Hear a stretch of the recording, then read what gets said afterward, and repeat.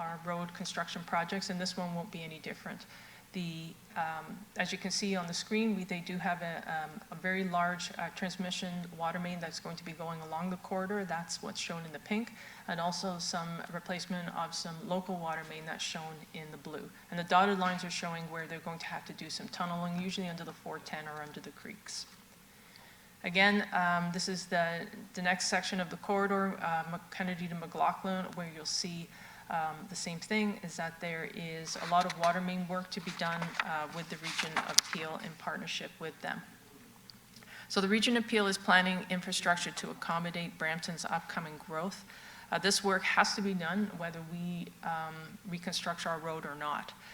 We try to partner as much as we can with the Region of Peel to mitigate the impact of construction and many times save on the costs. So that West Bram water main, the 900 millimeter water main, is critical in order to ensure that we have enough infrastructure to support our growth that is coming. I know that when we also have, when we're timing for our projects, we also make sure that they're coordinated with other future projects. And deferral of this work will just mean that our growth will be reliant on the older infrastructure that will potentially need increasing repair and restoration costs as time goes on. The capacity of that infrastructure to handle our growth will depend on the rate of development. So it's really, the timing is really critical for the Region of Peel in order to be able to complete their work. Another partner that we have, in particular unique to this project, is the Ministry of Transportation. Do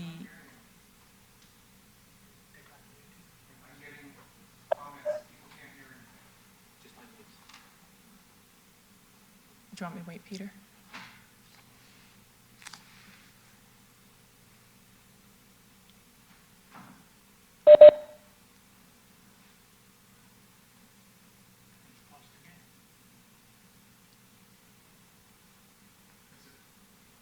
Sorry, Jane, I can't hear anything. Councillor Santos, it's Peter. Can you hear me okay?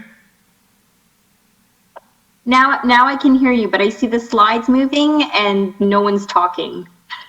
Okay, sorry, we just had an audio difficulty there as we turn the system back on. So perhaps, Jane, if you want to just go back one slide or, sure, or two. And then, okay, thank you. Do you want me to, maybe I'll go back to the Region of Peel slides, because that's where we started off.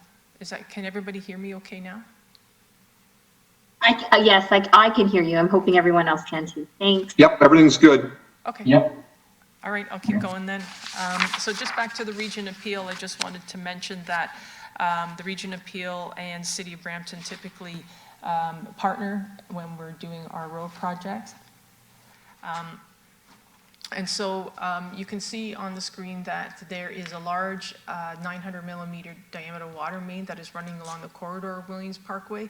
That will be partnered up with us as we do our road construction, and in addition to the local water main that you see in the blue, the 400 and the 300 millimeter water main.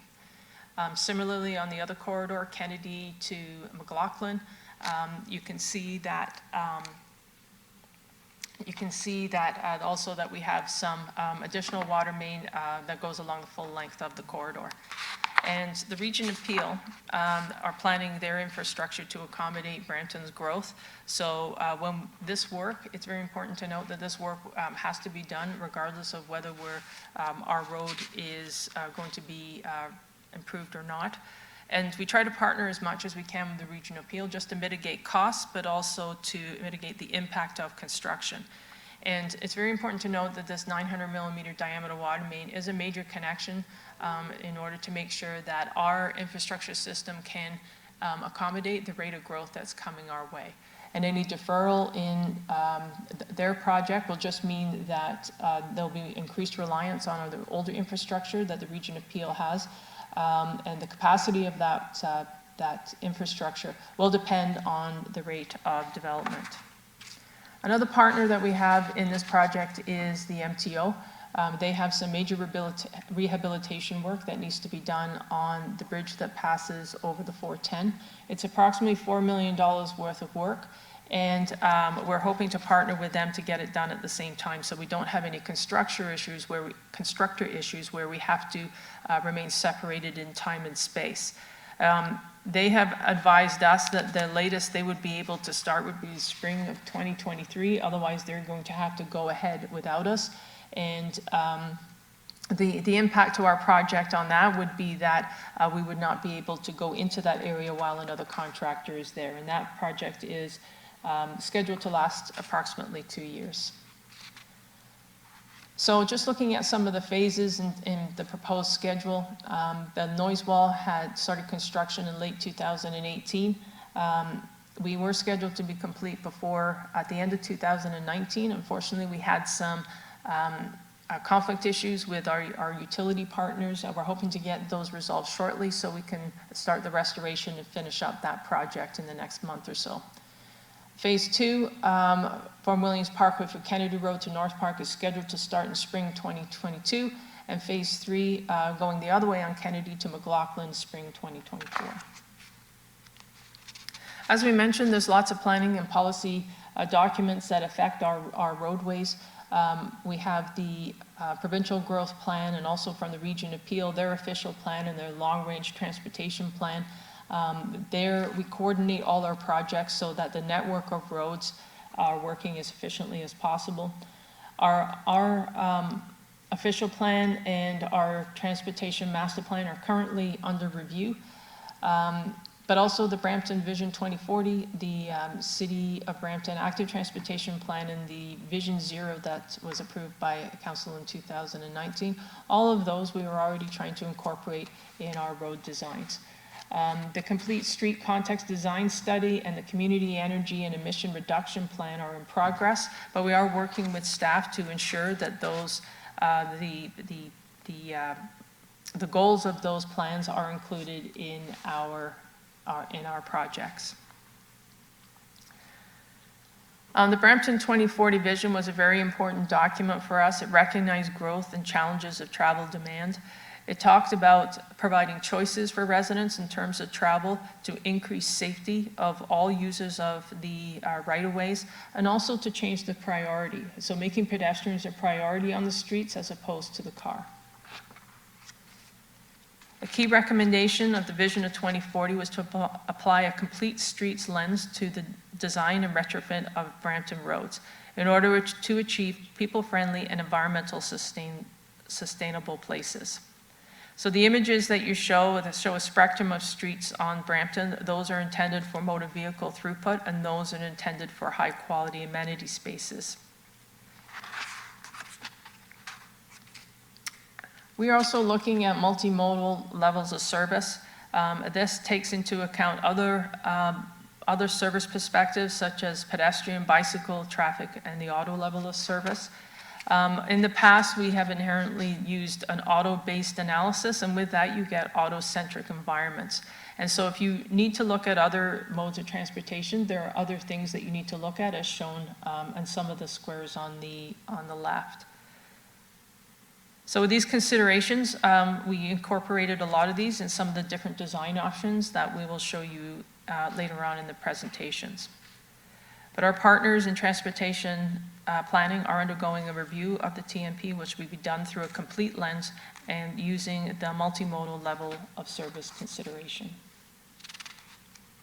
This slide won't be a surprise to anybody on our council or anybody who's listening today. We are expecting unprecedented growth in the city of Brampton, where our population is expected to grow by 45%. Our employment is expected to grow by 70%. And if the current travel choices and patterns of our Brampton residents stay the same, this will put a significant strain on both the city and regional transportation network. Metrolinx had done a study in regards to commute time and cost of congestion. They were predicting that by 2041, the average commute time would increase from 82 minutes to 123 minutes, and the cost of congestion similarly would be increased from $6 billion to $20 billion. When you look at the chart on the right, you can see this was a study done by the region of Peel. And currently 63% of Peel residents are single occupant drivers for their morning trips. And so if current travel habits among the region of Peel residents are unchanged, As 63% of our residents continue to drive alone, the region will experience an additional single occupant vehicle increase of over 300,000 trips made in the AM peak. And you can see even on the very far right, when we do a 50-50 modal split, there will still be an increase of single occupant vehicle trips than what we are seeing today. So in order to mitigate the impact of this growth, there is a push to change the modal share to more sustainable modes of travel.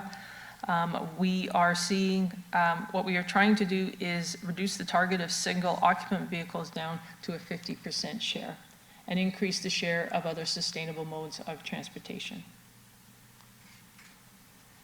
When we're looking at greenhouse gases, the City of Brampton has been in partnership with Sheridan College and embarking on the development of a community energy and emissions reduction plan. The data that's being shown on the screen is part of the baseline work completed to support this upcoming plan. But you can see that from the Brampton greenhouse gases emissions, that transportation accounts for more than 60% of those emissions. And for the energy and water costs, transportation constitutes 55% of those. So you can see that if we're going to make a difference in greenhouse gases, that transportation is an area that we have to have some focus. Some of those targets to increase our emissions would be to increase trips by bus and GO train, to increase sustainable transportation trip to 50%, which is part of our target for 2041, to reduce average trip lengths, and also to increase trips by walking and cycling. So how does this pertain to Williams Parkway? It means that we would be looking to concentrate on planting trees where we can, to include carpools, to increase transit opportunities, and also to include infrastructure for active transportation. As mentioned earlier, our TMP is not done in isolation. We do that coordinating with some of our other partners, including the Region Appeal. The Region Appeal's long-range transportation plan does assume that Williams Parkway will be increased to capacity to 6 general-purpose lanes between McLaughlin and North Park. So if that capacity increase does not occur, studies are showing that we will be having diverted traffic towards Beauvais, which is forecasted to be at or above capacity. Some other things to take into consideration, however, that because what we're finding through our review is that modeling is fairly imprecise. We try to do modeling as accurately as we can. Sometimes the models change and the inputs change and the assumptions change.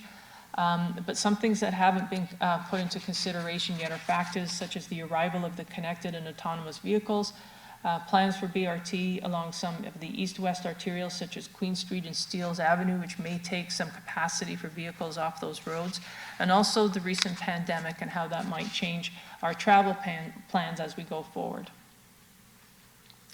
This is just a screen just showing just the combined planned road projects coming up in the Region Appeal and Brampton.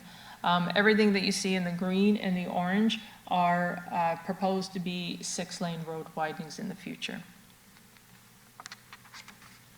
We did some modeling in terms of what it might look like in the future, again, keeping in mind that the modeling is really is based on presumptions and is based on our best guesses of what things are going to look like in the future. And when we did a model on just keeping Williams Parkway to 4 general purpose lanes, you can see that the output indicated that a lot of our roads would be near or over capacity in 2041.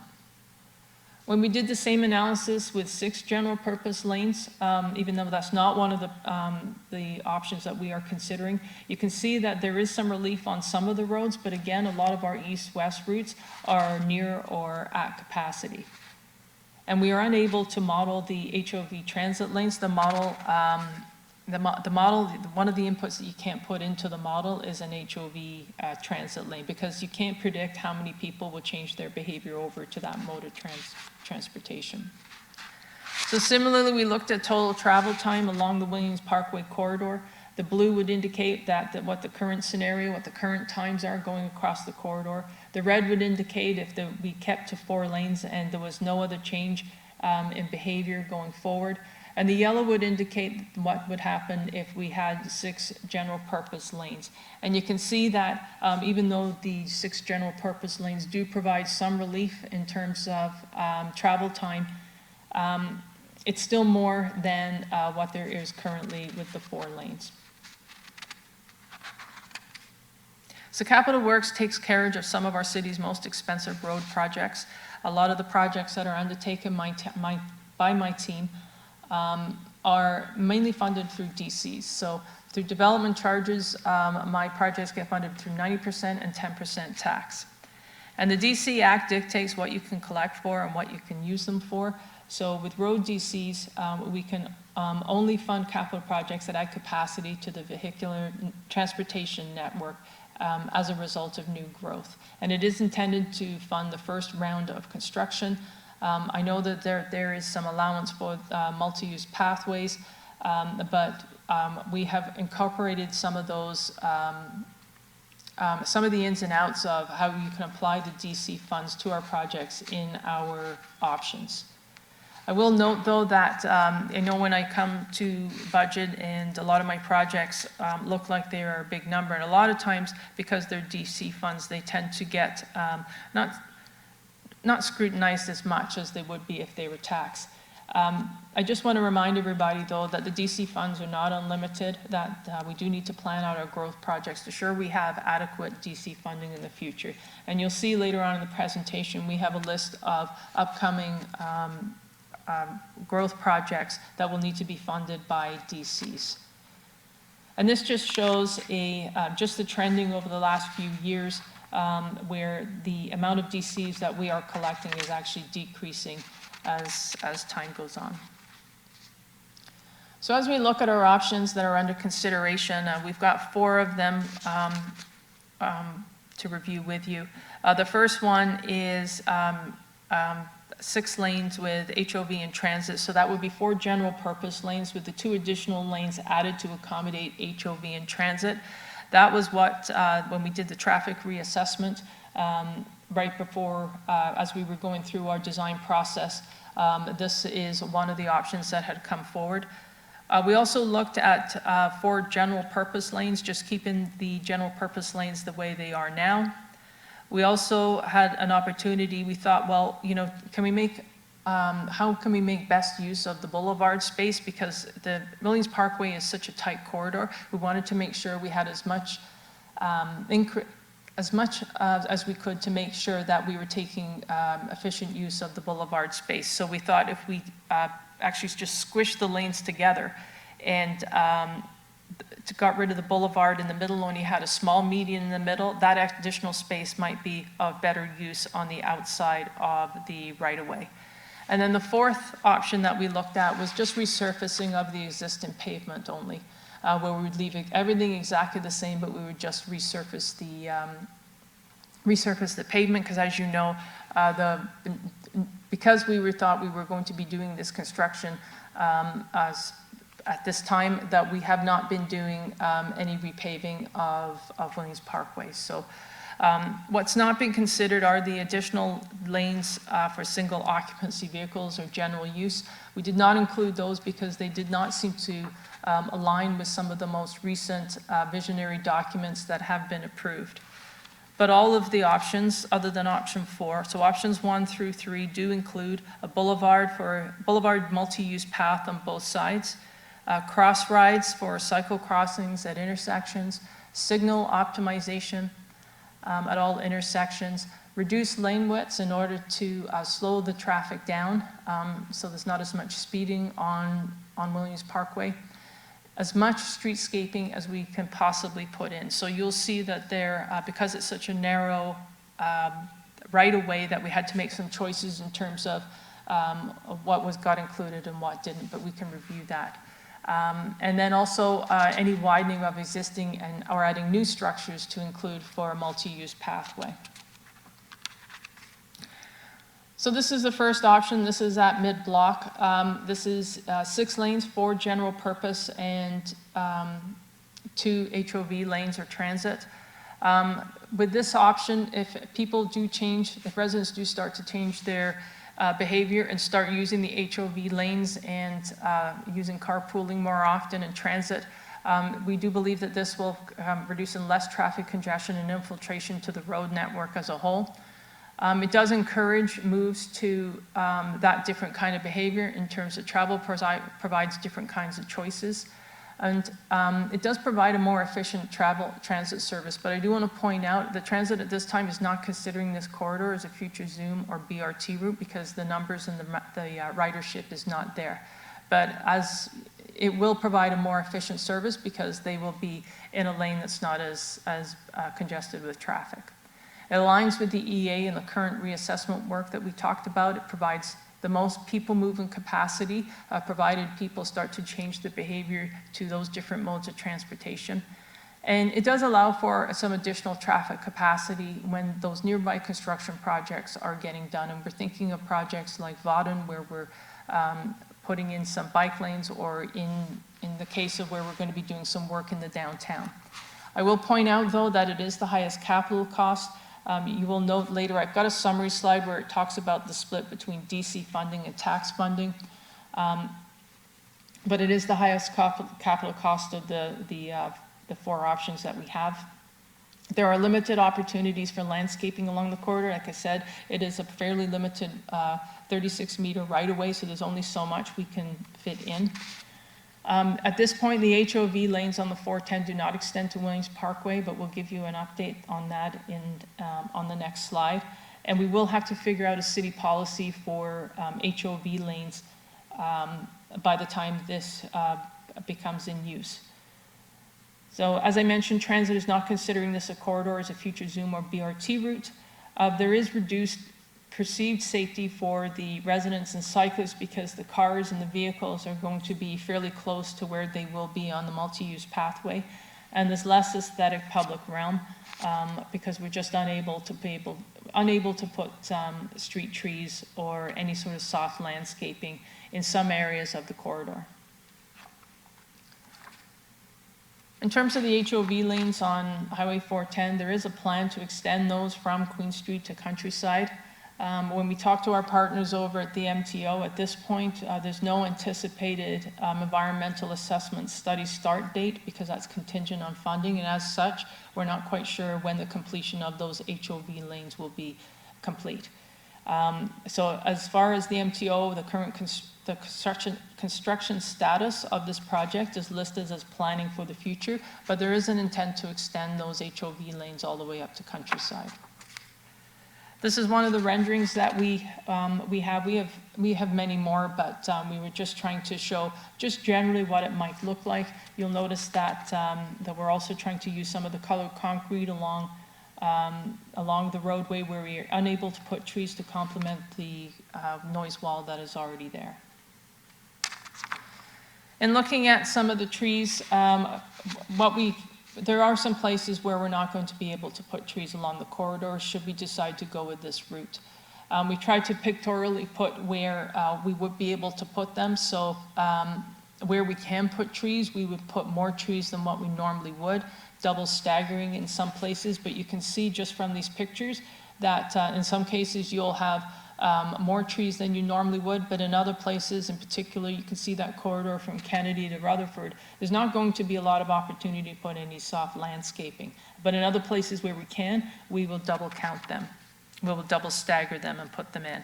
So, but with this option, you have, we would be installing approximately 600 new trees along the corridor. As we look for option 2 at the mid-block, there is, in this scenario, we left the median the way it was and also the travel lanes where they are. So there is a lot more opportunities for landscaping along the corridor with shrubs and trees. In some cases, not enough room for trees, so we would put shrubs there instead. It is the least capital cost for construction, although you'll note the split between the DC funding and the taxes changes because we're not adding capacity for vehicles or transit on the roadway. It is a more aesthetic public realm because we have more soft landscaping and less hard surfaces. And it's more perceived safety for the pedestrians and the cyclists because where they are is farther away from where the vehicle traffic is. It doesn't change the current road cross-section, and there would probably be less utility relocation costs because we aren't asking any utilities to move away from where we're going to be doing construction. With this option, though, we probably would expect to see some increase in traffic of the balance of the road network. As we saw from our studies, those roads are going to be at or above capacity in 2041.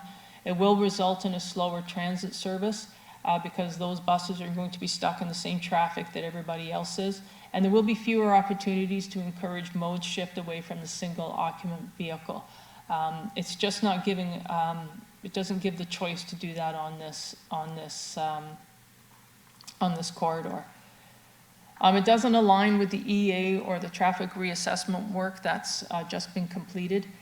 And something to note is that if we knew we weren't going to be widening out to 6 lanes, we might not have put in the noise wall. And that's just something to keep in mind for future 6-lane road widenings as well, is that we have a policy at the City of Brampton that when we put in a 6-lane roadway, when we widen it out to 6 lanes, that we automatically put in a noise wall. So that's just something to keep in mind for future roadways. There is an increased cost for landscape, for maintenance for shrubs. Shrubs tend to take a little bit more time because they collect garbage and they need a bit more care than the trees do, and also redesign would be required. As we mentioned, we had gone to about 60% design before we stopped on what's essentially option 1 because we wanted to see what the outcome was of the workshop. And we would have to start to redesign if that was the case, particularly for the intersections. Again, here's a rendering so you can see it. It provides a bit more room on the boulevard, more opportunities for trees and soft landscaping. And again, we just wanted to pictorially put in where we might be able to put trees. So with this option, you can see all the way along the corridor, we have an opportunity to put trees. Again, where we would have an opportunity in the parks and the intersections, we would put more trees. But pretty much along the whole corridor, you would have trees available for to be able to provide some respite for the people who are walking along the multi-use pathway. With this option, we would be able to put in more than 1,000 trees and about 130 shrubs along the corridor. So option 3, we wanted to look at what would happen if we were able to shrink the median, basically squish the cars together to provide a maximum amount of boulevard space on either side for other modes of transportation. So of course, this is an opportunity to provide, of all the 3 options, to provide the most landscaping with the shrubs and double staggered trees. The cost is in between the other options, but you'll note that there is a that there is a split between the DC and tax funding that needs to be considered. It provides the most aesthetic public realm in terms of having more street trees and less hard surfaces. There's the highest perceived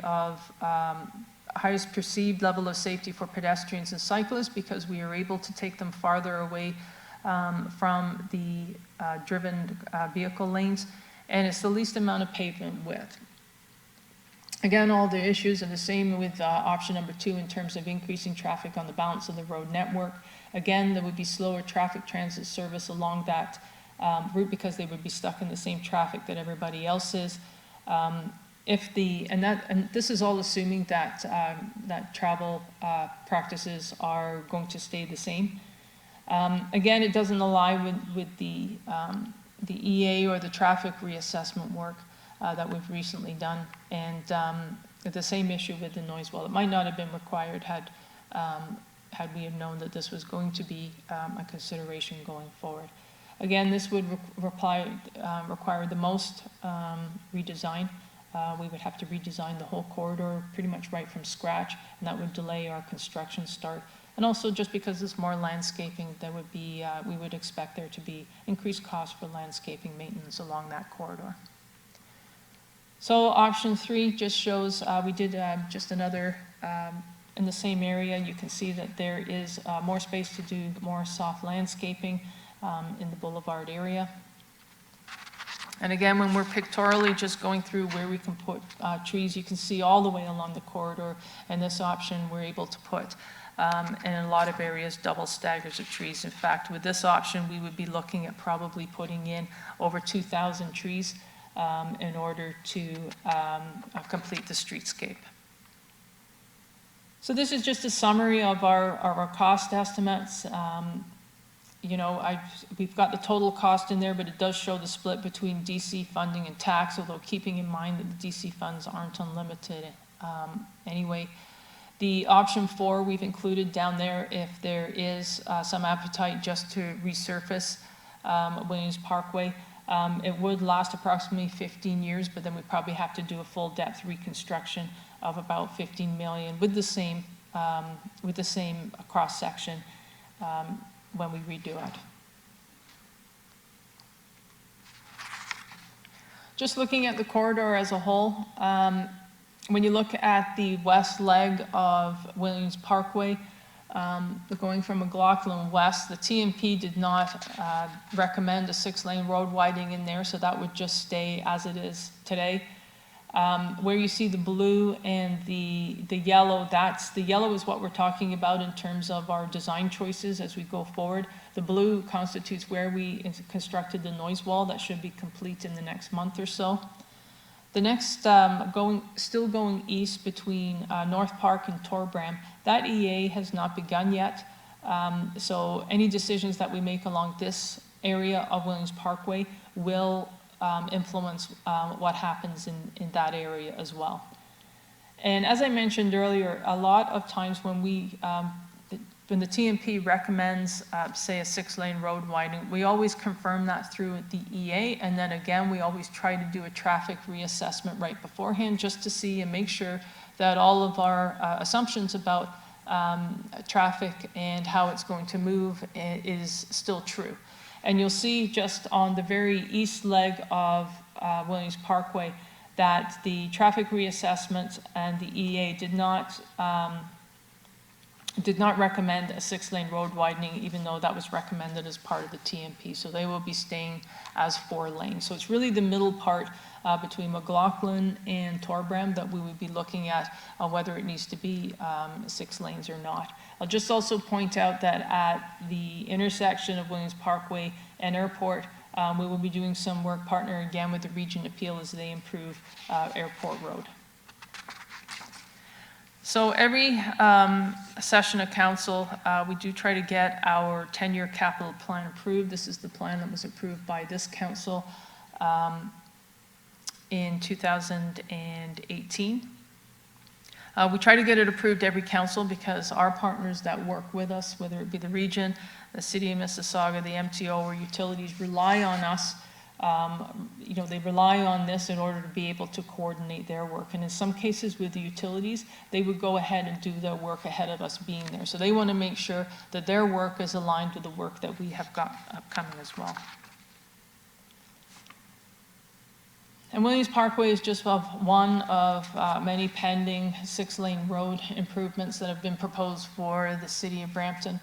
If you see a list here, these are the what we consider active. So the EA is complete or is in progress, or design is underway. So that would add up to just over $500 million worth of road improvement works. We do have 2 that are underway at Humber West Parkway and Castlemore. Those projects, despite the pandemic, are actually going very well and should be completed later on this year.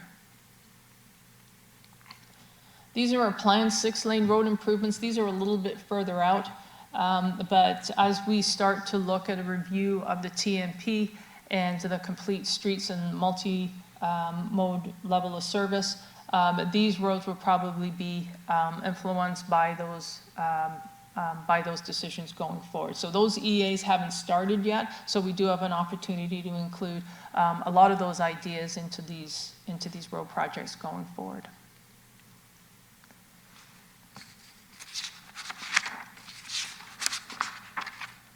So as you can see, all these options have their benefits and challenges, and there's no one option that addresses everything. There's inclusion of some elements that have to be at the expense of others, and that's not going to be unique to Williams Parkway. That's going to be our issue where we have limited right-of-ways, because that means that choices have to be made on what we're putting in our right-of-way and what we aren't. And really, that's why we're doing this review of Williams Parkway, because we'd like, as staff, some input from council on how to make those choices going forward, not only for Williams Parkway, but for all of our 6-lane road widenings that have been, that are being contemplated in the next few years. Our Public Works and Engineering recommendation is option number 1. We picked this recommendation because it does allow for maximum people moving capacity, provided that people start to change their behavior to different modes of transportation. And we do want to encourage that behavioral change. We believe this is the option that provides all different choices of transportation that align with the approved vision documents. It also allows for the use of DC funds versus tax, even though it's the most expensive option. It doesn't totally rely on tax funding in order to get completed, although, as we mentioned, the DC funds aren't unlimited either. And there is no consensus among staff in terms of moving forward. We put a recommendation in terms of what we believe is the right option for from Public Works and Engineering, throughout all the different staff members who took part in this, they were looking at some of those different options for some of the reasons that we explained. And also, option number 1 is also the one that's most advanced in design. It's about 60% done. As I mentioned, we had stopped that design pending the outcome of this review. In terms of a go-forward plan, the way we were going to do it has changed a little bit because of the pandemic. The public consultation through the website, we do have a website, so we are going to, we're working with Stratcom to have some public consultation through that website to solicit comments on the various options. People will be able to pick their option, but also provide us comments as well. We would do some outreach through social media. We have postcards that have been designed to be delivered to residents along the corridor, and also to put signage along the corridor so people who are actually using the road will be able to have an opportunity to give us some input. We plan to have that open until August 1st, so we will have the summer to be able to generate some engagement with the public on what they would like to see for Williams Parkway. Our plan then would be to bring the report back to council in September 2020 on direction on moving forward with Williams Parkway. And we'd also like to bring forward a framework that we'd work on with staff and the region appeal on how we might want to deal with future 6-lane road widenings going forward. And we would, again, as we mentioned, we are interested in getting your input on how you would like us to manage these 6-lane road widenings, just given the changing demographics that our city is going to be managing in the next years. So with that, this is probably the longest I've talked in 3 months, thank you for giving us the opportunity to present this to you. Before I hand it off for questions, I just wanted to, in particular, thank Bino Varghese. He was the project manager on this project, has been for years, and worked with a lot of our other staff in terms of getting all this information together. So thank you for Bino, and thank you to everybody who helped put this presentation together today. So with that, Peter, I'm ready to, we do have people on the line as well, if there are any questions. It's Patrick here. June, thank you for the presentation. You know, this council has been talking a lot about cities are for people, not for cars, and obviously this is a significant transportation corridor. How are we going to make sure that we maintain our aspirations for active transportation in all new roads with option 1? If option 1 is the recommendation, that doesn't seem consistent with our active transportation goals. If we wanted to be more robust on active transportation, what option would you recommend? Well, all the options, we worked with our active transportation team to make sure that they did include As I said, they all include multi-use pathways, they all include cross rides and, the signalized intersections. So every single one of our roadways, even not Williams Parkway, even the ones that we're doing that are 4-lane widenings, Mr. Mayor, we do include active transportation in all of them. So you'll see, if that's why in all of them, there's not one of them that does not include some infrastructure that to be added for active transportation, except for the fourth option, which is just the resurfacing. I mean, you still have the sidewalks, but they aren't the multi-use pathways or any of the improvements at the intersection.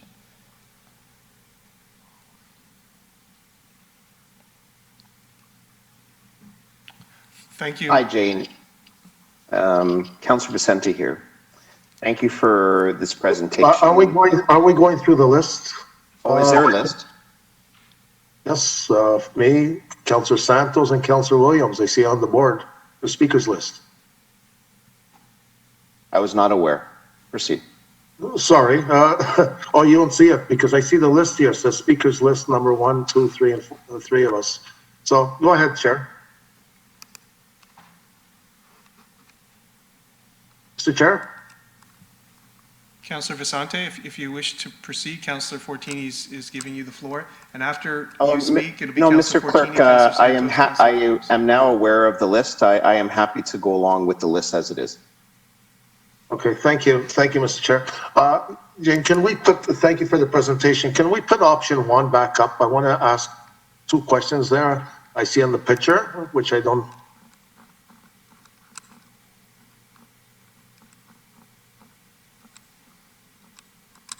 This one? Yeah, that's, so I see where like we got the 2 lanes and then you got the taxi. That blue piece, what's that? I can't. The blue piece in the middle, Councillor Fortini? Yeah, between the bicycle and the taxi.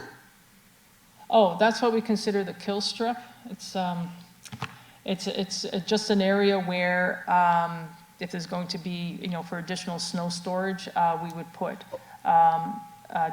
usually a concrete strip right next to the roadway. We put it in blue because we do have an opportunity, because we don't have a lot of ways to increase any soft landscaping, that we might be able to provide some additional color with colored concrete along that concrete strip to match up with the wall that is currently there. Yeah, so I see that and it's all good. So have we seen on Queen Street all the colored concrete what happened? So, I always think a strip of asphalt would be the best, because I see on Queen Street, it's all crumbling and they all deteriorates, because when they put the color in, it dilutes the top surface. And what's happening, it's all flaking, it's all disappearing, it's all buckling up and down. So there, I want to put asphalt. On the bicycle lanes, and the walkway, is that going to be one big path about 3 meters? So we'll be able to clean the snow right through. Is that Sorry, go ahead. Sorry, that's 3 meters wide, right? That's 3 meters wide, yes.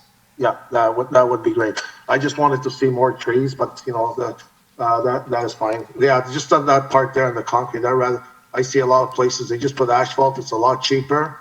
It's easy to repair. It's easy to take out and redo.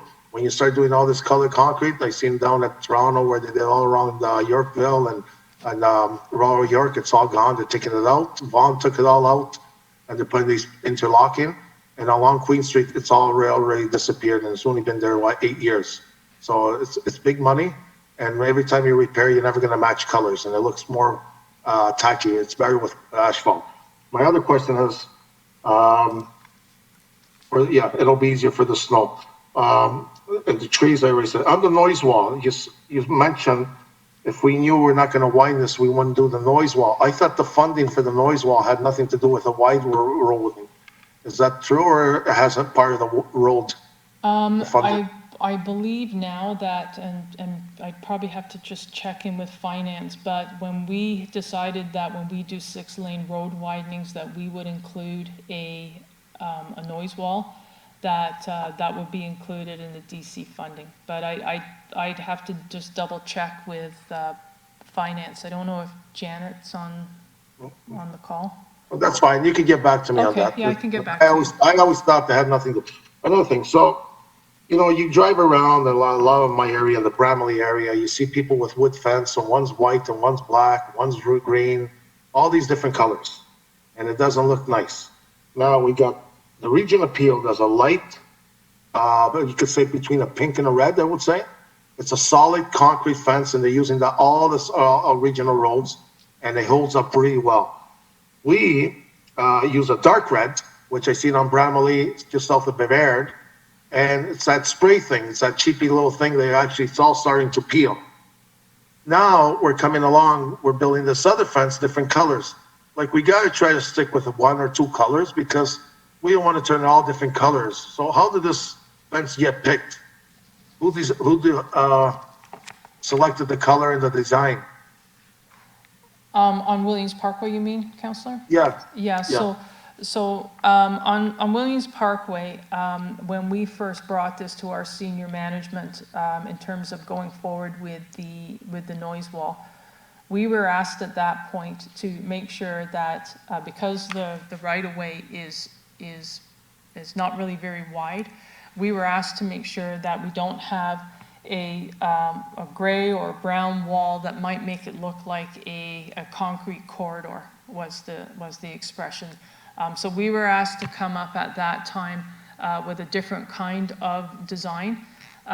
We did go through, we didn't take it out to the public. In looking back, that's probably something that we should have done.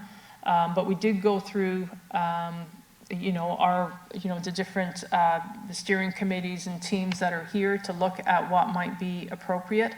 And we did include it as part of, when we put in our procurement report, we did include that design as part of that report. So it basically, Councillor, this one was a little bit different because we were asked to do something a little bit different to provide some animation and color to what probably would have been a very gray and hardscaped corridor. But I can tell you that noise walls, we are looking at all of our noise walls right now. We will be coming back with a report later this year on not only how to manage the noise walls that we are going to be putting in situations like this, but also how to manage the noise walls that throughout our city that sit on private property and how we want to deal with those going forward. So there'll be a report coming back probably later this year in that regard to deal with all noise walls in terms of, trying to be more consistent in what we are putting in. Yeah, and I know about that. I remember we talked about that last term, we were going to assume all the walls and we're responsible. But, so we go along this wall, and I don't mind it, but I did get some complaints on that they don't like it, and we should use the residents that actually live there, stuff about the noise. And then we go over to Airport and Castlemore on the east side. We got a plain one. So we're starting to use all different colors, and we got to try to stick with maybe two, or else we're going to end up like these wood fences, all different colors when you drive by. It looks more too tacky. The noise wall, like even when we're putting, those noise walls should be 8 feet tall. Am I correct? Yes, that's Okay. generally we put them at 8 feet, yes. So I drive around there and, you have the road and the 8 feet should be to the grade of the road. So when you have these valleys and they're done, if you actually measure from the grade of the wall to the top of the noise wall, you only have 5.5 feet, 6 feet, especially on the east side where you did Castlemore there. There's no more than 5 feet from the height of the road. So what's the sense putting these noise walls? So if the valley's low, the backyards are low, instead of 8 feet, we should go 10 feet because you got to take the height of the road and go across. That's what the 8 feet should stand for the noise. So some of them, even on William Parkway, they're not even 8 feet. They're like 6 feet. Some of them, they're low. So that's what I couldn't understand. So if we pick option one, my other question, when will this start, the construction? At this point, like I mentioned, we are about 60% done our design. It's on hold right now, so we'd have to get the consultant back on board to start. But at this point, we're thinking we're going to be starting in spring of 2022. 2022. Okay. I just want to see more trees because I know we had complaints of people who were cutting trees down, and I know you have to cut the trees if you're going to put the noise wall. If it's there, it's there. What are you going to do? We don't have much of a choice. But I'm hoping when we do plant trees, we plant some a little bit bigger or else it's going to take years to grow, and we need the oxygen, and the more trees we have, the better it is. I do like the bike lanes and the path, they're wide. It's easier to clean the snow, and you know, it's more safe for the bikes too, and it doesn't occupy the road. So it depends what the council wants to pick, option 1, 2, 3, or just 4. I'm fine with it, but it looks good, but as many trees we could plant, the better it is. Thank you. Thanks, Councillor. And again, sorry, and about the concrete there, I rather just do asphalt. It's the best way. And if you look in the middle, there's another blue there, it's asphalt. So when you have the road, the black is the road. In the middle, you have that piece of pad there.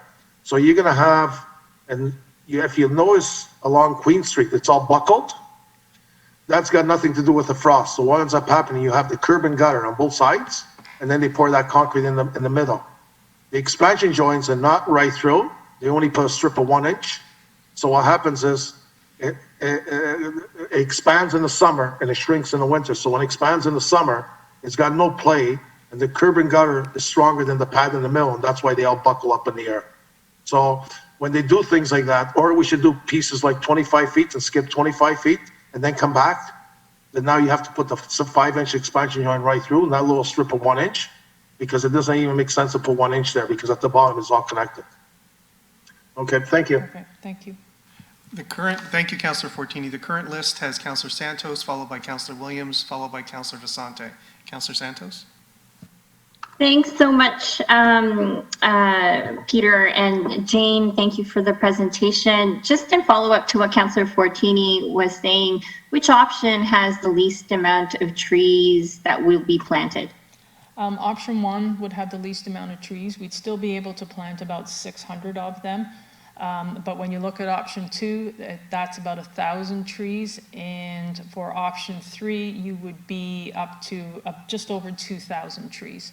So we've been we've been just working very closely with our parks partners just to make sure that, you know, if we are going to plant trees, that they are actually going to be viable going forward. And in just some areas of this corridor, if we want to include other aspects of, you know, that you see on the screen in terms of active transportation and the additional HOV lane, there's just not going to be enough room to put in some viable trees.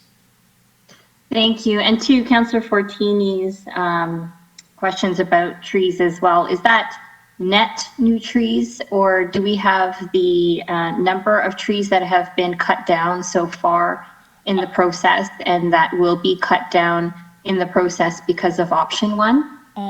Well, I think the trees that are going to come down, thinking the ones on the corridor, I don't have a count of how many trees have already been cut down because of the noise wall. But these would be new trees that we're putting in as part of the construction. So I'm trying to imagine if there's any trees we can save, Councillor, of course we're going to try and do that. But I'm just thinking there are probably some trees along the boulevard that might have to be taken away for the increase of the HOV lane. I don't have a net figure for you, but when we put the information on the website, that is something that we can try and include. That would be great, because I think the residents of Brampton, we all know, love their trees, and especially those older trees. There was a lot of heartache when some of those older trees were cut down because of the noise wall. So allowing the public before September to get the bigger picture when it comes to the tree canopy and the impacts of these various options, I'm sure they will be asking for it. But I do have some other questions, and I'm just going to premise it just so staff can get prepared on it. I would like somebody to share about what induced demand is and whether or not induced demand was calculated in the projection of the 2041 traffic, or if assumptions do not include induced demand. Also, if there is transit on the line, because in the assumptions of the various options, increase of transit ridership on the Queen and Steeles BRT weren't included in this. It would be great to get an idea from transit how much we project ridership growth and possible diversion of cars off the road if the Queen Street and Steeles BRT are up and running. The other thing that I wanted to talk about is on development charges, and we've had conversations in the past about advocating or how we can go about getting the province to include cycle infrastructure into development charge, to be allowed to be covered on development charges. And then I finally have a comment on the recent pedestrian and cyclist hit and runs across the GTA by cars, and then looping it back to induced demand. So those are some of my questions for now. Let's start with the induced demand question. Henrik, are you on the line? Because maybe you could. I'm here. Can you hear me? Yep. Okay, so just very briefly, I think to your question, Councillor Santos, I don't think that the analysis doesn't specifically figure in the induced demand as a factor in the modeling. What the induced demand issue is now, this is based on I guess there's been a lot of research done primarily in the United States, and then it relates. Most of the findings are from the freeway construction, but it does apply to any other roads, and then particularly kind of larger arterial roads.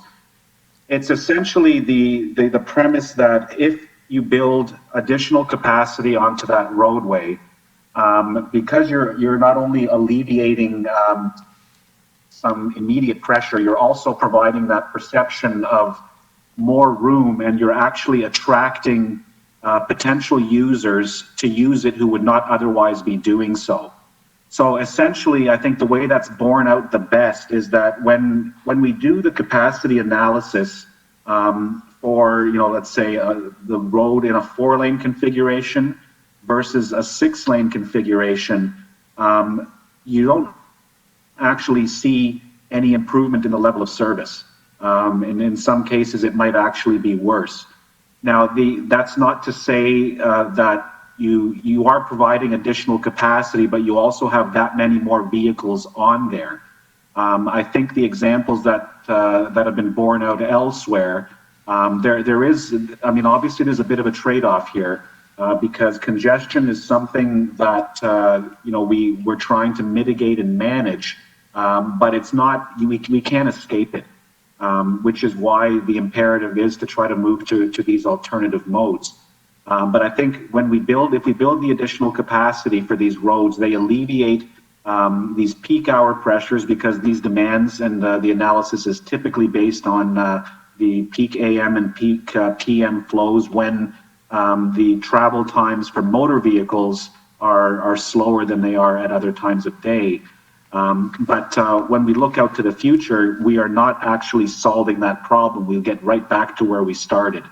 And that's, I guess, kind of the larger policy decision here, is that we can choose to do that now, or we can defer it again to the future when we come up against the same problem. But then you'll have, already these facilities that are overbuilt in a lot of cases. But with more cost to try to retrofit or do something differently, versus trying to encourage those other modes now, but recognizing that, the work that we had done on so far with this is showing increased travel times for motor vehicles, but it's really a question of balancing those priorities and addressing the needs of the other users in that corridor as well. So that's the trade-off, I think, that Jane had been alluding to as well. The induced demand basically means it's kind of that if you build it, they will come, and more will come than if you hadn't built it in the first place. So if you don't build it in the first place, the presumption is that people will find that other routes, and that's the benefit of having a good solid network that you can have those kinds of route choices. But again, with a whole bunch of other factors to consider, including land use as well, is the imperative to get people to make certain types of trips, the shorter 7 to 10 kilometer trips, for various uses using modes other than the car. Thank you, Henrik. And so, so induced demand, that principle in terms of congestion and car traffic specifically, I think regardless of going to HOV lanes, because right now there are no plans at this point to have transit on Williams Parkway. So HOV lanes will still attract more vehicular car traffic specifically. And I'm wondering if induced demand also works when it comes to building cycle paths and increasing boulevard space for pedestrians. Does that concept also work when it comes to active transportation, induced demand? Yeah, I guess kind of in a I want to say in a different way, because when we talk, like, the induced demand is almost kind of a negative connotation, I think. When we're talking about building, active transportation infrastructure, and it has to be active transportation infrastructure, I think that feels safe. I know Jane mentioned that in her descriptions of the various options. There's that issue of perceived safety. I think it's more of a comfort issue. But when we build the proper types of infrastructure, you do attract it. I mean, I think we've been seeing that, the example borne out through the pandemic right now, with not just the multi-use trail, but even the trips on Baden, and it's certainly something that other cities have seen in spades. But the key is providing that connected, a safe network. There's a lot of pent-up demand out there. I think we've been through this, previously when we were working on our active transportation master plan. There is pent-up demand for people who want to try to use active modes, and I'm speaking more about cycling here, I think, because the requirements are slightly more onerous in terms of kind of the safety considerations, but all active transportation in general. You need to provide that environment that people who wouldn't otherwise do it will actually get out there. So if we build it right, yeah, you will attract that demand, which is sitting there waiting. And I would imagine that cycling beside 6 lanes of traffic doesn't feel as safe as an option where you're separated on a multi-use path by a bigger boulevard and surrounded by greenscape. And certainly, while I understand option 1 when it comes to DC funding versus tax funding, which I'll get to a point later, it looks like it's less of a burden on property taxes. But in terms of safety of and encouraging active transportation, we could see just this weekend, and in fact this morning, another pedestrian was hit, or cyclist was hit in Markham by a car, and it was a hit and run. Back a few months ago, a cyclist was hit in Brampton and was killed tragically. And this weekend, there were more car accidents, and another pedestrian was struck in Councillor Fortini or Councillor Singh's ward, who are both on the line right now. So when we increase congestion with induced demand on vehicular traffic, will we also be creating a perception perhaps, or a reality of unsafer streets for pedestrians and cyclists? And will we also be attracting more accidents? Yeah, that's hard to say. That's fairly complex, but I think you're right. I mean, providing the proper infrastructure for AT is so important. I think when we're talking about from the cycling side of it, the latest guidance from the Ontario Traffic Manual Book 18 does, and it's kind of a no-brainer. It's, segregated facilities that provide that protection from traffic are key. I'm not sure what the circumstances of the latest fatalities are, and personally, we lost a family friend, a 19-year-old girl, just 2 weeks ago in Toronto as well, a hit and run up on Keele Street. So I understand this quite deeply, but the circumstances, it's the design, not just of the mid-block infrastructure, it's also how we design the intersections. And it's not just about even providing the AT facilities, it's also how we design the rest of the environment, and how we try to moderate motorist behavior. It's a combination of many different factors. And I totally agree with you in terms of the motorist behavior and the culture shift that is required in Brampton. And unfortunately, it contradicts the research around induced demand. Like, the more roads we build, the more we signal to the public that cars are the priority and pedestrians and cyclists come second. And it is indicative lately of, the hit and run. Like, drivers will not even stop when they hit a cyclist or a pedestrian, and it is shameful. I'm going to move on now to some assumptions that were not included as well, which is the COVID-19 pandemic. And Henrik, you touched on it a little bit. With COVID-19 and some of the changes that will be happening to the new normal when it comes to going to work or not going to work and instead working from home, I think the other piece in this is post-COVID-19, we're going to see fewer commuters actually traveling to work by car.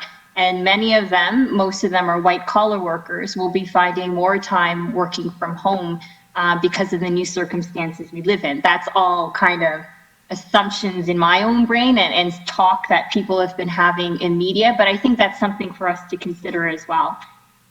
In terms of development charges, so thank you, Jane, for keeping this slide up on the board. Do we know, like, how can we change that development charge funding formula to include active transportation and not just road infrastructure building? Well, Councillor Santos, I probably have to defer to my partners in finance, but I know that when we do our DC bylaw, there's opportunities there to include certain aspects of road widenings as part of those DCs, and perhaps that's a way of including more components of the road infrastructure other than just for vehicles or for transit. I don't know if anybody from finance is on the line. Hi, Jane. Can you hear me? Oh, hi, Janet. Yep, thanks. Hi there. Hi, Councillor Santos. Thank you for your question there, and thank you for your advocacy to push for more funding for cycling infrastructure in the DC Act. As a bit of a background, DCs, since their inception, really have traditionally funded things like new roads and road widenings. And this type of funding framework has been widely accepted by BUILD and the broader development community. It's unfortunate that cycling infrastructure has been contested as of late by the development community when we do the DC study and we attempt to put some cycling infrastructure in for recovery. As the development community, their argument is that this type of infrastructure, the demand for it is not necessarily driven purely by the new growth in the new subdivisions and the new employment lands. Having said that, though, it is an emerging trend within urban municipalities, and certainly with off-road multi-use pathways, that the use of development charges has been explored. So if you have an off-road multi-use pathway that goes north-south throughout the whole city, that is something that would be a net new asset into the city's infrastructure asset list, and that type of infrastructure could be funded through development charges. In terms of advocating the province, and we have been engaging the province through our work with Bill 108 to advocate for more funding for growth-related infrastructure, and the latest revision of the regulations is fairly encouraging in terms of more funding for recreation and parks and library facilities. And whenever Brampton has a chance to engage the province to push for more DC funding, we always insist that growth should pay for growth. But Councillor Santos, you do bring up a very good question that, or a very good point, that DCs isn't really an easy and clear funding source for this type of infrastructure. So whenever we go to renew the DC study, and the bylaw, this is always, I guess, a hotly contested item. But I do note that we are doing a new transportation master plan. So within that transportation master plan, we may have some opportunities to put some kind of baseline framework to push that this type of infrastructure is in part driven by new growth within the city to 2041. And then when we do go to update the DC bylaw in the next round, perhaps we could get some of this infrastructure in the DC bylaw for funding. Thank you so much for that answer. And I think, you know, as research and thinking and evidence around this stuff starts to get out in the public and into the bureaucracies, at some point, I believe that cycling infrastructure will hopefully be included, because you look at our Heritage Heights workshop, you look at Vision 2040, everything is about us pushing for people being able to commute and prioritizing pedestrians and cyclists. And with growth coming to Brampton at such an exponential rate over the next few years, in order for us to maintain that culture shift and that vision, we are going to have to change, have the province change and actually fund some of that infrastructure with development charges. But in the meantime, you know, that's why the mayor, myself, and council, we put forward a motion to advocate to the federal government to create a fund specifically for cycling infrastructure and even prioritizing on-road infrastructure. So there are potentially some preemptive pots of money and advocacy that we can push for as a city, which reminds me, Henrik, if you could give us an update on where we are at in terms of that letter being sent to the federal government, that would be great to know where we're at on that. Councillor, that letter is ready to go. We were just working with the clerk's department to get that distribution list, because I think the plan is to send it to all of the GTHA municipalities. So I think that's the only thing right now, and it's ready to go. So even though this isn't necessarily, I'm not sure, in terms of the cycling and active transportation side of things on Williams Parkway, it may not be shovel ready yet, but if we could push for an active transportation priority on Williams Parkway, that would be awesome. I know we can't make any decisions today. One final question, and I know there are a lot of people who want to ask, what has a more positive impact on mental health and physical health? Driving cars or walking and cycling? Are you asking me, Councillor Santos? Anyone. I know we all kind of know the answer to the question, but. Yeah, I mean, I think there, you know, I know when I'm driving home and there might be some, you know, mental relief by listening to the radio or by listening to music, but certainly I think most people would prefer to be walking outside or exercising as part of their trip home. I think you're right. Okay, thank you. And so, like, creating more road infrastructure, HOV or not, wouldn't necessarily meet that objective either in terms of mental health and physical well-being in Brampton. Okay, that's it. Thanks, everyone. Next is Councillor Williams. Hi, everyone. Thank you. Can everybody hear me okay? Yep. Yes. Yes? Okay, great. Thank you so much for the presentation. It's always helpful to have eyes on the project to see what we could potentially be looking at in the future in all three options. Definitely number 2 and 3 would be ideal because it creates so much more green canopy and space for people to move.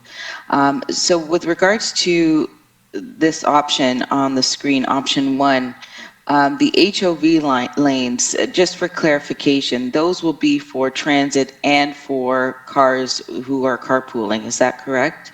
That's the intent, Councillor, yes. So we're trying to, with this option, one of the benefits is that we do provide choices in terms of how you'd like to travel. So if walking or riding a bike isn't practical for whatever reason, you don't just have to revert back to the car. You do have some options of using transit. Transit will always be there. It's just, it's a more efficient transit service when they have a dedicated lane to go in, although they will tell us, transit will tell you that they don't have the ridership right now to dedicate it as a BRT route or a future Zoom. But certainly it provides choices, and when we read the, the vision and, some of the other visionary documents, it's about providing choices for people who need to move around the city. Okay.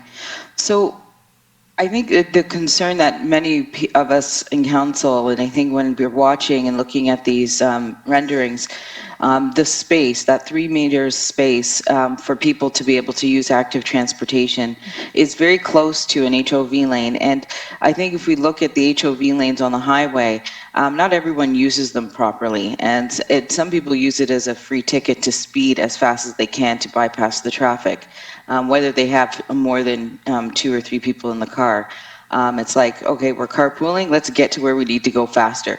And so having cars probably moving faster than the other 2 lanes beside them does put those who are using the active transportation lanes and the pathways at more risk. And we do have an issue with speeding in Brampton. So that is a concern for me. To see that if it was going to be HOV, regardless if we have the ridership down the Williams Parkway corridor, I would rather just see it to just transit only. Then that way, it will encourage more people to take the transit. But having cars and transit in that lane at the same time, I think it would just increase the speed in which people are going to travel on those outside lanes. Now, with regards to Williams Parkway east of the 410, we do have North Park High School, Williams Parkway Middle School, Judith Nyman, Chinguacousy, down Williams Parkway. Now, I know we're not looking that far, but whatever we decide, as you said earlier, whatever you decide on the west side will indicate or determine how things will look on the east side. So have we communicated with the schools? And is it possible for us to get a rendering of what the 6 lanes would look like going by these schools, especially Williams Parkway Middle School, because it looks, as it is right now, it's extremely close to the roadway as it is.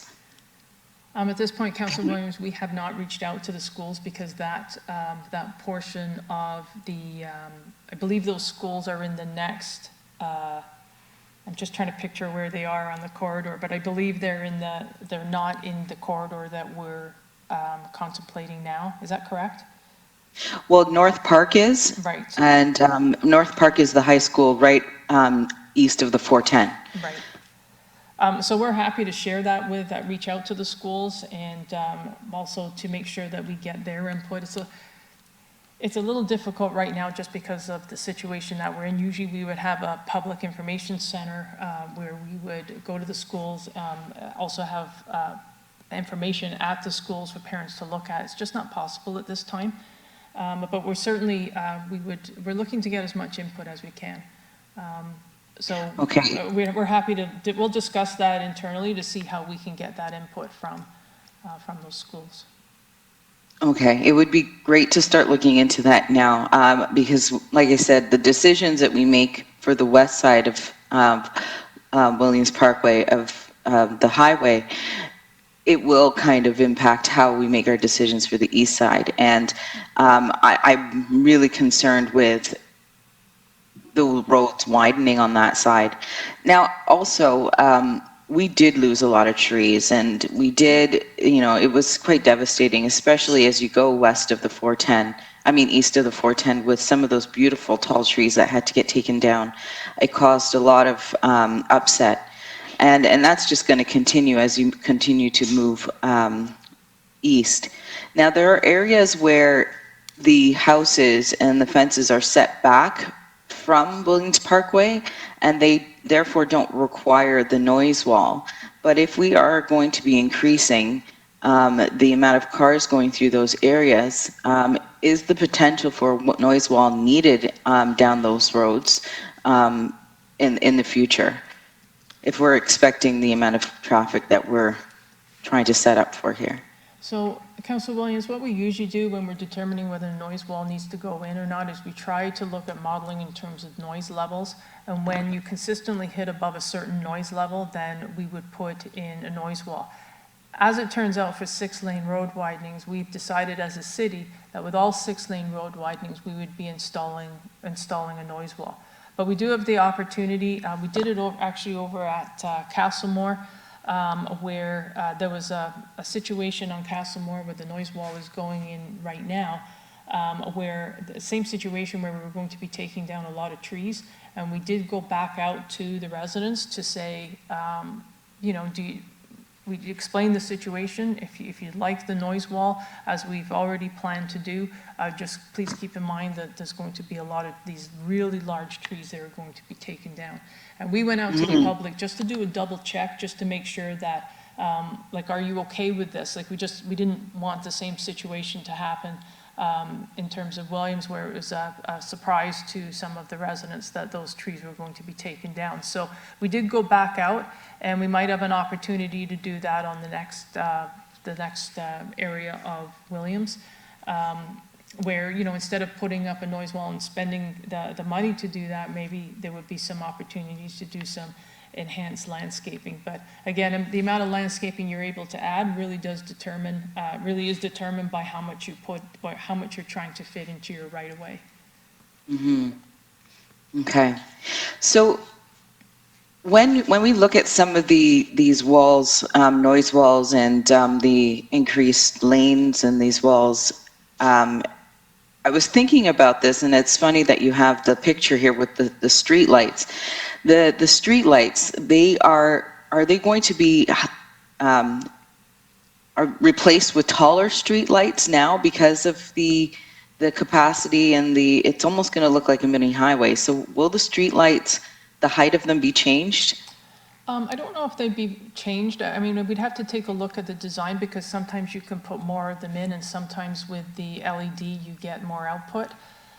We did look at, you know, would it make sense to move them closer to the roadway?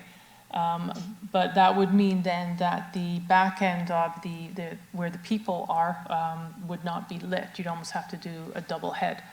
Right. So we did look at that, but we'd have to take a look at that through the design, Councillor, to see, you know, perhaps with the lights the way they are today, maybe there's more output in terms of the LED lights, and just to make sure that we have the proper amount of lighting on the road. I don't know if they would be taller. Okay. Just because, you know, with taller lights, I'm just wondering about the livability for other people on the other side of the wall, and if how that's going to impact as well. We do have people concerned about the replacement of street lights and the light shining into bedroom windows and so on and so forth. So with a wider highway or wider roads, higher, brighter traffic lights, you know, I'm just concerned that it's going to make the residents in the neighborhoods that are on the opposite side of these walls and this road, it's going to just become an undesirable area to live in. And with that, you see higher turnover, and, you know, it just makes it difficult to maintain a sense of community with these changes. So I'm just wondering how we can consider all of these options to make sure that we're not impacting the communities on the other side, and we're still trying to make it as beautiful and as, you know, as comforting and warm, all of those things that we need to make Brampton the place to be for our neighbors. And I think that kind of covers most of my questions. I just want us to be very mindful about what decisions we make, because of the east side of Brampton does have many more schools along that Williams Parkway. And what is it going to mean? We have a lot of kids traveling, walking this street just to get to their schools. And I'm really concerned with HOV lanes being for cars and transit. And if we can't be encouraging people to take active transit if they don't feel safe. It's just not going to work. So if we can please be very mindful of how we're going to be structuring this design for the area. So I think that's about it. And if we could please come back and get some renderings for Williams Parkway, the schools, North Park, and Judith Nyman, that would be very helpful. Thank you. Councillor Vicente, you're next.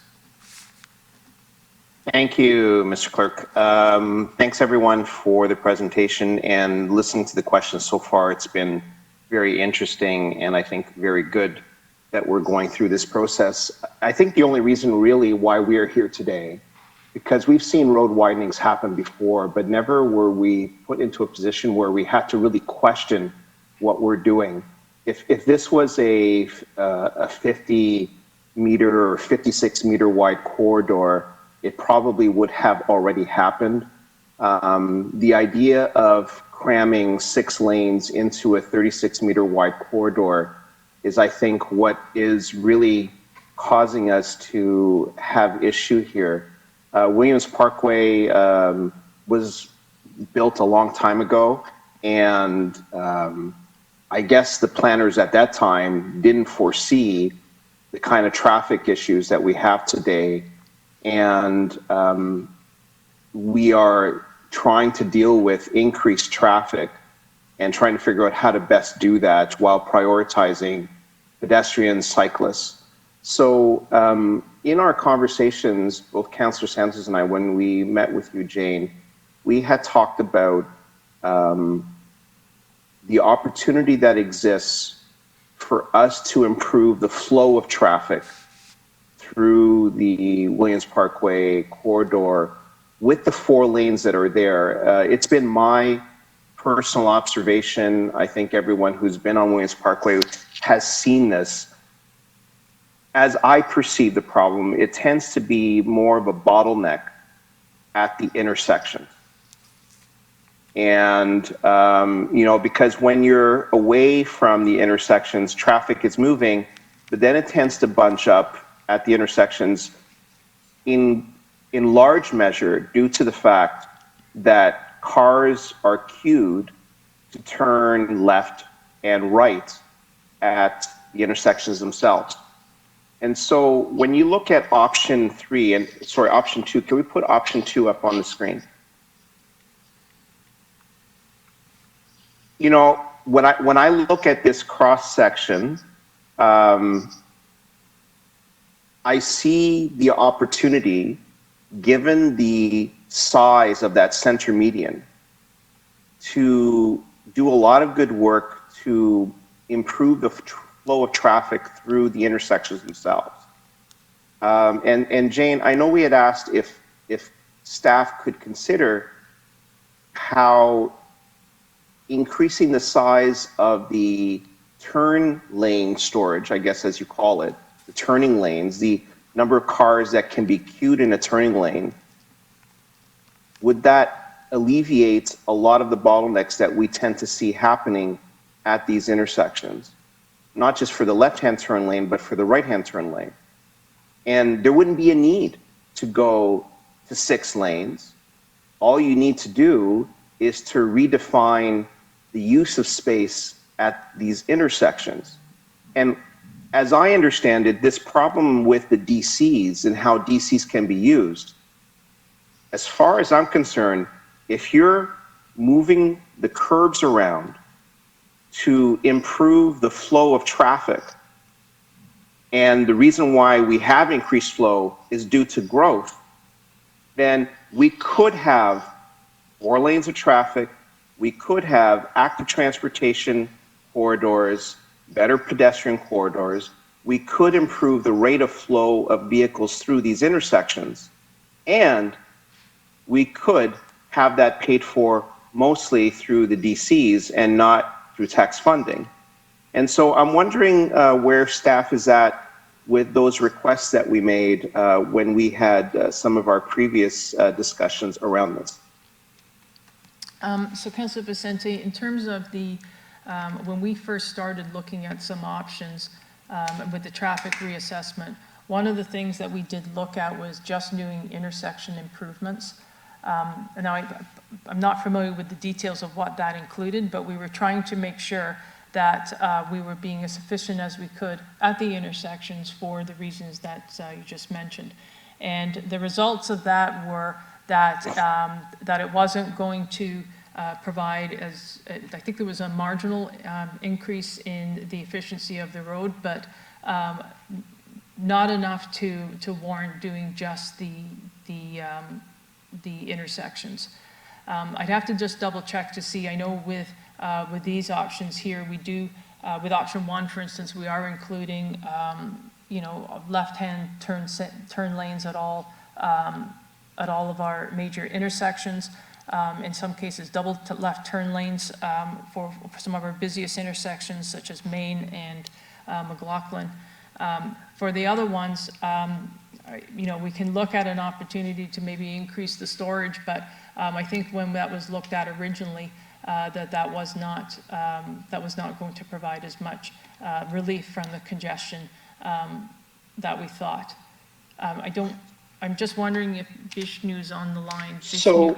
So given that answer, how could we possibly go with option 2 or with option 3?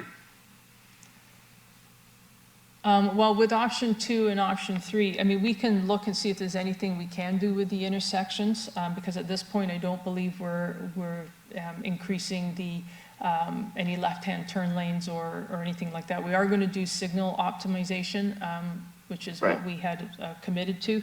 But in terms of, you know, if you're looking at option 2 and 3, I think what we're agreeing to is that, you know, we are going to, we accept the fact that there's going to be congestion on Williams Parkway.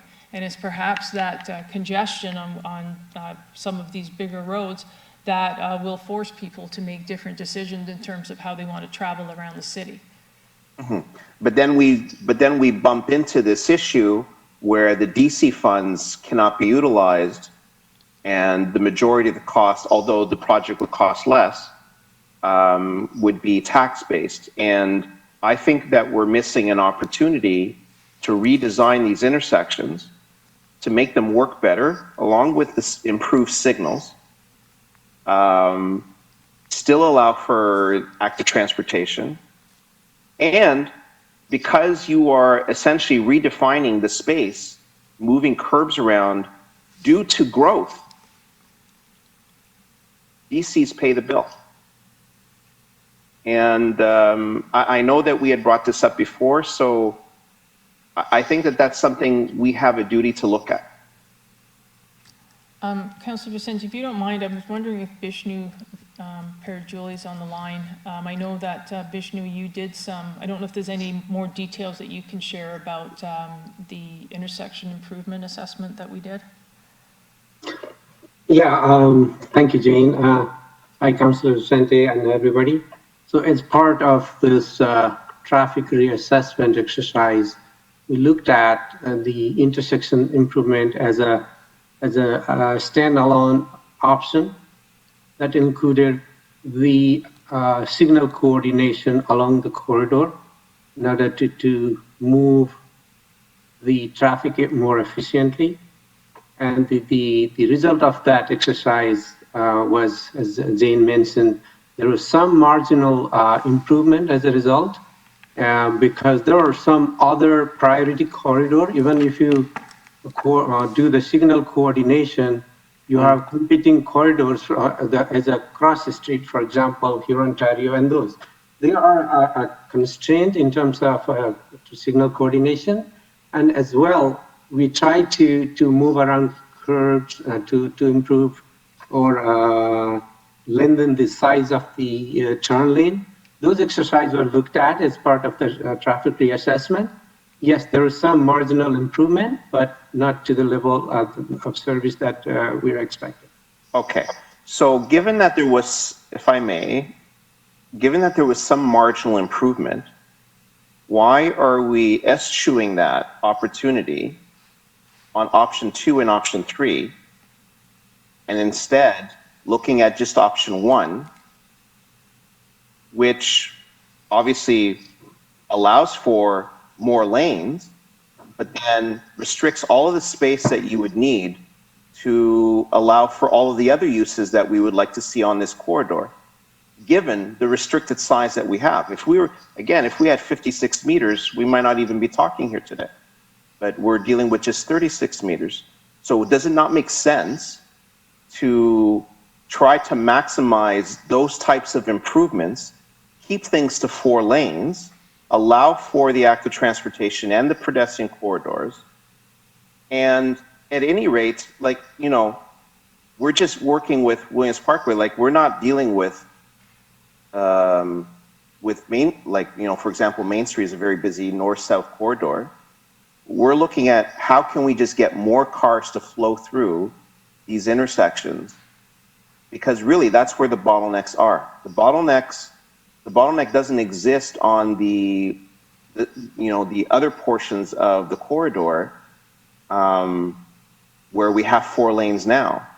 The cars tend to bunch up at the intersections, and it's been my observation, as I said before, usually due to cars queued to turn. That's right. So there are so many competing interests. Right. So one of the motivation for doing that traffic reassessment is to improve the people moving capacity. That, for that purpose, one of the motivation was to allow that transit improvement. It's not for, the widening is not for general purpose lane only. It was for HOV lane. And providing that extra lane through the intersection definitely reduces the wait time at the intersection and the queue. That's definitely, there are so many other considerations that looked at, but one of the motivations was that transit improvement along the corridor. For option 1. For option, when they came up with the option 1, that was Right. the main motivation, yeah. But we're also being told that we could go through, and let's keep in mind, whether something is paid for by DCs or whether it's paid for by tax, we're going to be, with option 1, we're increasing the width of the amount of asphalt. To Councillor Santos's point, inviting induced demand, reducing, to Councillor Williams's point, reducing the amount of opportunity for more trees, more landscaping, and going through established neighborhoods, essentially with a 6-lane highway. And instead, we're looking at option 2, but without this, yes, we're providing for signalization improvements, but not for increased throughput, if I could use, I don't know if that's the right word, but increased flow at the intersections where today we observe, we see these bottlenecks happening. When I look at option 2 and the amount of space that's available there, we have an opportunity to make the intersections work much better than what they are working today. And correct me if I'm wrong, once we start moving some of these curbs around at these intersections to deal with growth, the DCs kick in. So Councillor Vicente, I'd have to just double check with staff on the intersections. But certainly options 2 and 3 can include improvements in regards to, you know, left-hand turn storage, right-hand turns. We can certainly take a look at that. I did have a slide that did have the intersections, but, you know, we were trying to be efficient with our slides. But that's certainly something we can take into consideration for options 2 and 3. And I just have to check with finance again in terms of, you know, when you're adding a storage lane for left-hand turns, does that account for, will that be paid for by DCs? And we may have already done that, and that's why you see a DC funding of $6 million for this option. But we can make that clear when we put this information up on our website. Okay, thank you. Sorry, Councillor Vicente, if I may, it's Henrik Bogart here. I just wanted to add to that comment as well. And I think what we see here, particularly with the intersection design, is that that issue of trade-offs that we have to consider. And I think one of the things that we need to think about, particularly with widening intersections, is that when we do that, it also creates a less safe space for the active users. It's at the intersections that are the primary points of conflict rather than the mid-blocks of the corridor. Yep. So I think a lot of the current design, with the current design, I think there are no right turns. And you know, those kinds of lanes are intended to prioritize the vehicles moving through.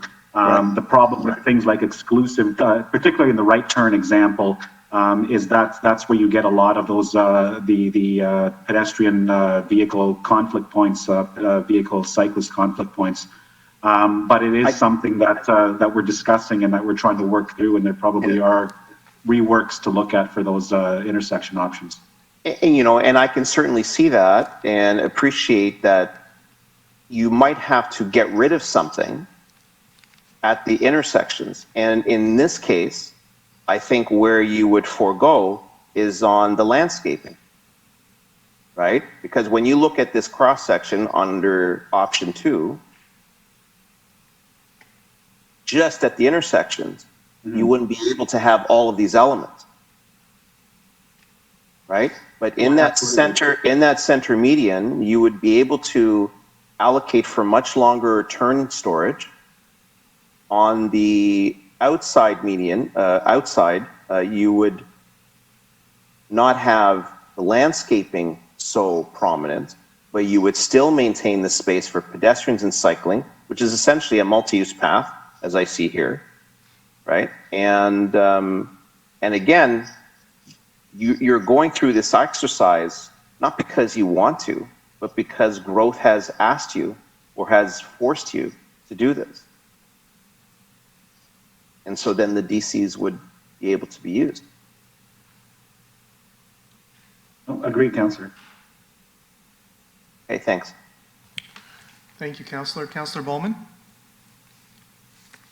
Thank you very much. Through you, Mr. Chair, just a couple of questions. Is active transportation included on all of the options here? Yes, we've included multi-use pathways, cycle crossings, in all the options that we've included for Williams Parkway. And in fact, we do that for, I'm trying to think of a project where we haven't done that in the last 5 years. We include that for most of our projects now. Okay, thank you. Jane, can you put up option 1? There was an actual, I think, picture of what it would look like. Yeah, that's it. What is that? What is the little, is that grass between the cyclists and the blue on the roadway? Yes, it's shown as grass right now. I mean, we'd have to, I know when we're talking to our partners in parks, they would say a little strip of grass like that probably would have a hard time surviving. So we'd have to see where the geometry comes out, if it makes sense. But we always try to include as much soft landscaping as we possibly can. And the intent right now is to put that grass strip in between the blue kill strip and the multi-use pathway. Okay, and that's the exact question I had, was the chance for survival of that grass. Is there any opportunity for that grass strip to be a slightly raised median to provide the cyclists and the people who are walking a more division, I guess, from the roadway? That's certainly something we can look at, Councillor. I mean, I know what we were attempting to do when we're looking at this really constrained right-of-way, like I said, is to put as much green, as much soft landscaping as we could. But certainly, if that's not an option, we may be able to do something a little bit different in terms of maybe a decorative median that might provide some animation and interest to the right-of-way. Yeah, and I'd like something that would provide a little more safety to especially the cyclists there. If we want to get them to use this active transportation way and they don't feel safe being close to the road, if there was something, a little buildup that could be put there that would give them a little more security, I think that would be better. But again, I leave that to you guys. You're the experts there. Do we have pedestrian and cyclist counts for this section of the road already? I'd have to ask Henrik if they have any counts along here. I don't believe so, Councillor, but I don't know, Henrik, if you know if we have any. Yeah, I'm not aware specifically. That would, if they are, we don't have dedicated cycling counters out yet where we're getting that program started up. To the extent that we do have that information, it's something that would be captured through traffic operations if they're doing any.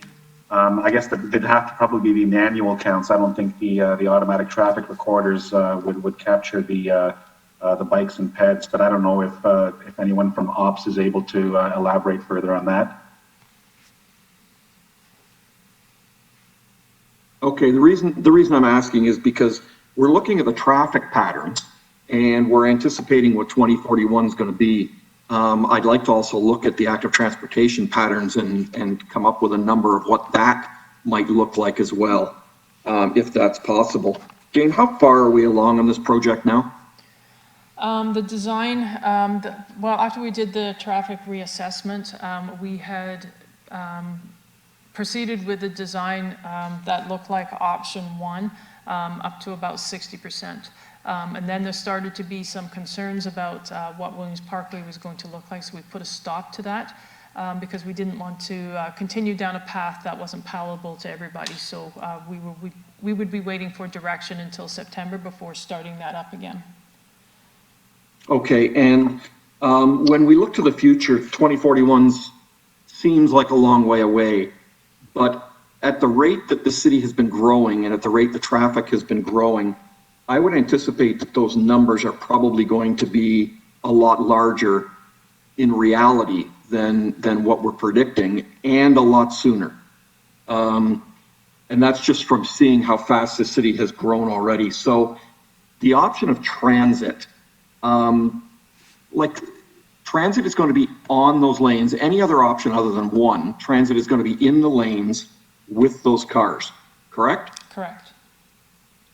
So if we do not add 2 more lanes, then the opportunity for rapid transit on this roadway is essentially dead right through to 2041.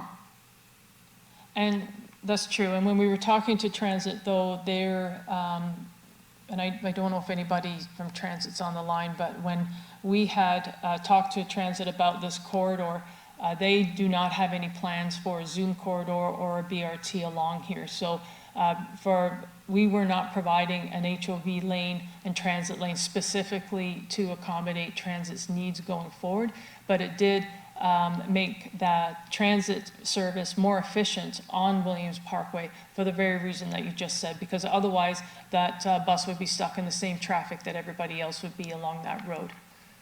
Right, and our 3 busiest transit routes right now are east-west routes, if I'm not mistaken. I don't know if Alex is on the line, but it doesn't really matter. Sorry. Yep. Councillor, it's Doug Rieger here from Hi, Brampton. Doug. So I can answer that. So yes, Queen Street is our busiest corridor, followed by Steeles, but Main Street is our 3rd busiest corridor. So okay. So with the anticipated growth, I would anticipate you're going to have another east-west corridor become one of your busiest routes. Where is the largest employment zone in the region of Peel? I'm not sure if someone from the region of Peel is on the line, maybe. Well, I can tell you it's the airport. Right. The airport area is the largest employment zone in the region of Peel. And judging from the numbers, if growth is going to take place, if cars are going to grow, if pedestrians are going to grow, if active cyclists are going to grow, I can tell you the job opportunities in the largest employment zone currently in the region of Peel are also going to grow. And that's going to take more people going on an east-west route. So, you know, I think all of this stuff has to be considered. The trees have to be considered, the vegetation has to be considered, keeping the cyclists feeling safe with a median or some sort of guard between them and the traffic has to be considered. So I'm looking forward to hearing what the public has to say on this. I just think we've come an awful long way on this already, and things seem to be getting held up. But I think everybody's in agreement that active transportation needs to be increased and maintained, and I see that in all four options here. So I thank you guys for doing the work on this, and I'm looking forward to seeing what the public thinks of this as well. So thanks. Thank you. Thank you, Councillor. We have 2 members left. We're just over time, but staff are Yep. here to respond to any questions. Councillor Singh, followed by Councillor Santos. Yeah, I'm just going to be short. Can everybody hear me? Yep. Yeah, okay, perfect. Is there going to be consultations with the community to see what the community, which options they would like? I didn't hear anything, so. Yeah, so Councillor Singh, usually what we would do in this situation is we would, you know, have a public information center, maybe a couple of them, invite the public in to have a discussion. I don't think we're going to be able to do that over the summer, unfortunately. Yeah. So Yeah, what we're going to try and do, we do have a website for Williams Parkway already. What we would do is that we would put these, the presentation, what we're doing today will be on that website, so the residents can see this presentation and all the questions in its entirety. We would have just the options, if people just want to look at the options and just a quick description of them. We would put those up. And then we would also, we'd have a survey on the site. So we're working with Stratcom right now in terms of setting that up. Probably in the next couple of weeks, we would have that up on the website. But we're also going to be putting out, we've got postcards that we're going to be sending around to the neighborhood around Williams Parkway, and as well as just signage along Williams Parkway, just to let people who use the corridor that there are changes coming to the corridor, and we'd like their input on it. So we would think that we would try and get that input, give it till August the 1st, a little bit longer than we normally would, because we just want everybody to have an opportunity to give us their input. And then our plan would be to come back to council in the fall with a report to get direction going forward. And at that time, the public will have an opportunity to delegate as well. Yeah, Tika. Sounds good. And my other question is regarding the noise walls. I know we've had a meeting about this, so I'm just gonna reiterate, because I've been meeting constituents in our area that there's just a lot of concern that we're not being consistent with noise walls, because some of them have fences, and then in some areas we see nice concrete walls. You know, in my area, I could think of Castlemore where the state lots are, and then other areas we're saying that, you know, you can keep the regular fence wall with the wooden fence. So it's just becoming an issue, and I know when we look at expansion of Sandalwood, this is going to become a major issue. So I just wanted to just state that. I also want to let Councillor Pleshy and Willens know, you know, we're hearing it on our side. Maybe they'll be hearing it, and I know me and Councillor Dillon will be reaching out to them to see what kind of approach we want to take. So I just wanted to state that. Thank you. And Councillor Singh, if I could just add, we hear you with the noise walls. We have a lot of calls regarding noise walls, a lot of confusion about what noise walls, you know, belong to the city, which ones are the responsibility of the resident through the subdivision agreement. And so we've got so we're going to come back with a report. We're doing an inventory of all the privately owned noise walls right now. We did one a couple of years ago. So we're updating that, and we plan to come back to council with a report. So that's going to be, noise walls they're messy.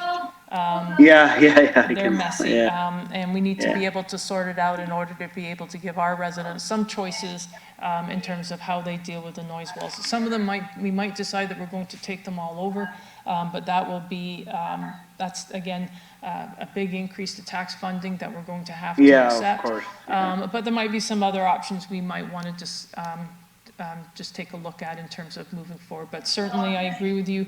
I wish we could get noise walls figured out because we do have we get a lot of calls on them. And I know residents are very concerned about the upkeep of the walls in their neighborhoods.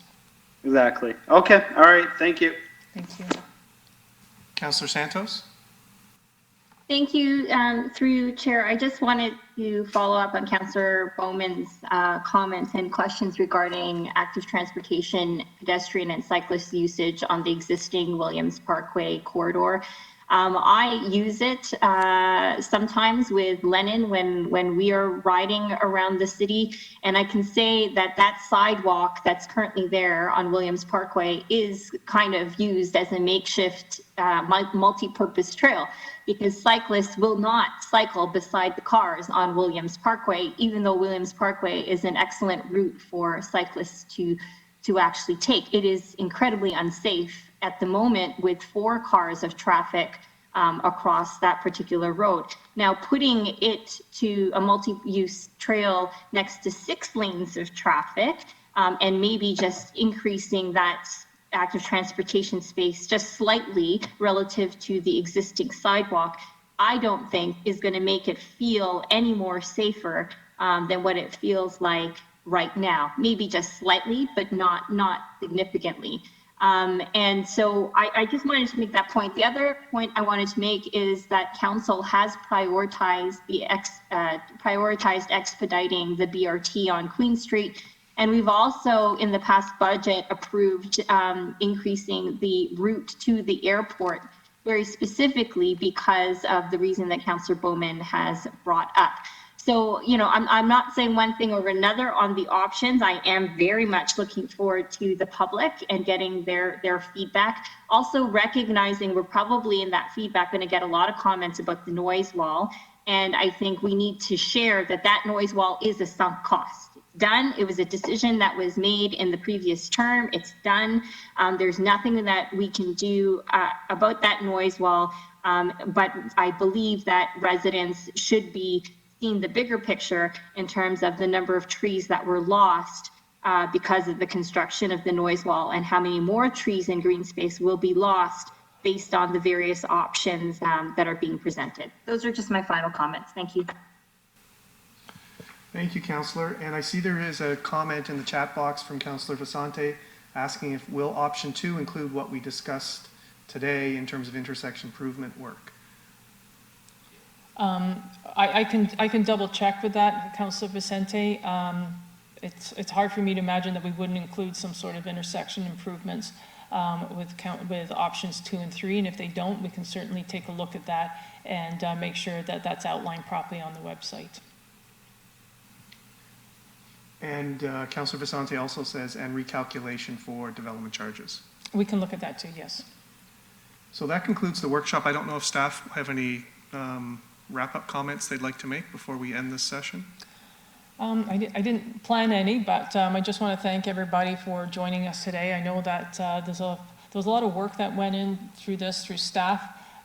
We've tried to hit a balance of all the different options that have come forward, and some of them are conflicting, and certainly there are some choices to be made as we go forward. I know this is about Williams Parkway in particular, but we have, as I mentioned in our slide deck, we have a lot of 6-lane road widenings that are being planned for and that are in process throughout the city. So it's important for us to get your feedback, for the public's feedback, and we look forward to getting direction in the fall. Great. Thank you very much to staff. Thank you to members of council for your participation and questions. Thank you also to the members of the public that were watching and listening to today's session. It will be posted online in the coming days. Thank you very much and have a great day.